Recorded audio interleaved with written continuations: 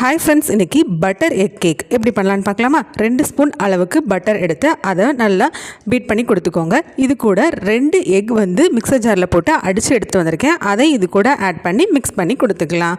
இது கூட அரை கப் அளவுக்கு சுகர் எடுத்து அதை பவுட்ரு பண்ணி ஆட் பண்ணிக்கலாம். இதையும் நல்லாவே மிக்ஸ் பண்ணி கொடுத்துக்கோங்க.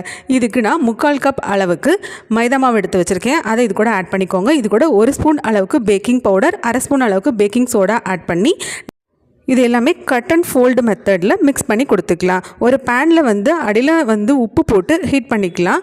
இந்த மாதிரி ஒரு ட்ரே எடுத்துக்கோங்க. அதில் இந்த மாதிரி பவுல்ஸ் வச்சு அதில் அடியில் ஆயில் அப்ளை பண்ணி நம்ம மிக்ஸ் பண்ணி வச்சுருக்கதையும் ஆட் பண்ணிவிட்டு இந்த மாதிரி மேலே வச்சு ஒரு லிட் போட்டு க்ளோஸ் பண்ணி சிம்மில் வச்சு ஒரு 45 மினிட்ஸ் வச்சுக்கலாம். இந்த மாதிரி ஃபோர்க் வச்சு பார்க்கும்போது ஒட்டக்கூடாது.